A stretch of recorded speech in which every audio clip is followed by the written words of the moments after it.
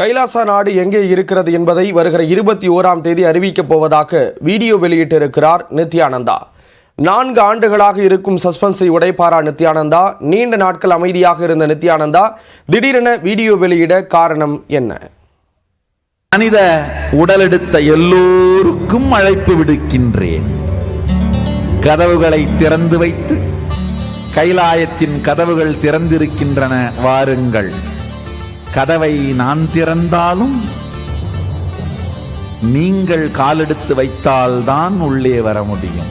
இருக்கிறதா இல்லையா என்றே இன்னும் தெரியாத நிலையில் கைலாசா வாசியாக வாழ அன்போடு அழைக்கின்றோம் என மீண்டும் பரபரப்பை ஏற்படுத்தி இருக்கிறார் நித்யானந்தா.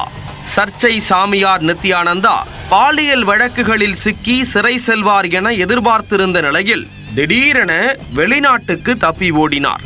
சில மாதங்களில் பசிபிக் பெருங்கடல் பகுதியில் ஒரு தீவை விலைக்கு வாங்கி அதற்கு கைலாசா என பெயர் சூட்டியதோடு எனக்கென ஒரு நாடு, எனக்கென ஒரு மக்கள் என தனி பாஸ்போர்ட், கொடி மற்றும் ரூபாய் நோட்டுகளையும் அறிவித்து ஆச்சரியப்படுத்தினார். முடிந்தால் என்னை பிடித்து பாருங்கள் என சவால் விடும் விதமாக அவ்வப்போது யூடியூபில் தோன்றி ஆன்மீக பேருரைகளையும் நிகழ்த்தி வந்தார். இடையில் உடல்நிலை மோசமடைந்து இலங்கையிடம் மருத்துவ உதவி கோரிய சம்பவமும் அடுத்தடுத்து அம்பலமானது. சர்ச்சைகளுக்கும் பரபரப்புகளுக்கும் பஞ்சமே இல்லாத நித்யானந்தா கைலாசா என்ற நாட்டை உருவாக்கி இருப்பதாக கூறி வருகிறார். ஆனால் இது நாள் வரையில் கைலாசா நாடு எங்கே இருக்கிறது என நித்தி சொல்லியது இல்லை.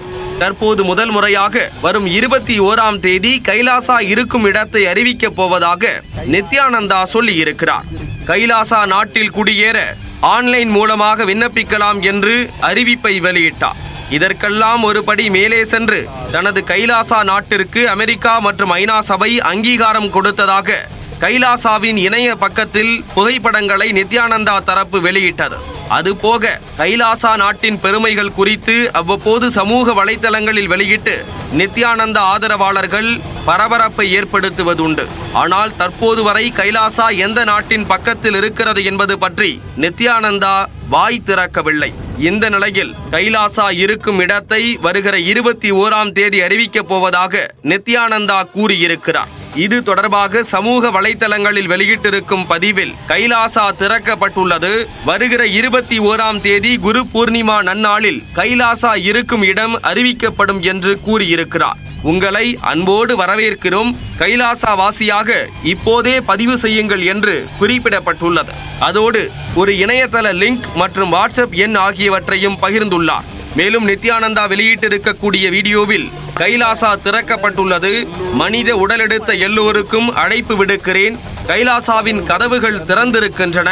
கதவை நான் திறந்தாலும் நீங்கள் காலெடுத்து வைத்தால்தான் உள்ளே வர முடியும் என்று நித்தி கூறியுள்ளார். ஒரு நாடு இருக்கிறதா இல்லையா என்றே இன்னும் தெரியாத நிலையில் கைலாசா வாசியாக வாழ அன்போடு அழைக்கின்றோம் என மீண்டும் பரபரப்பை ஏற்படுத்தி இருக்கிறார் நித்யானந்தா.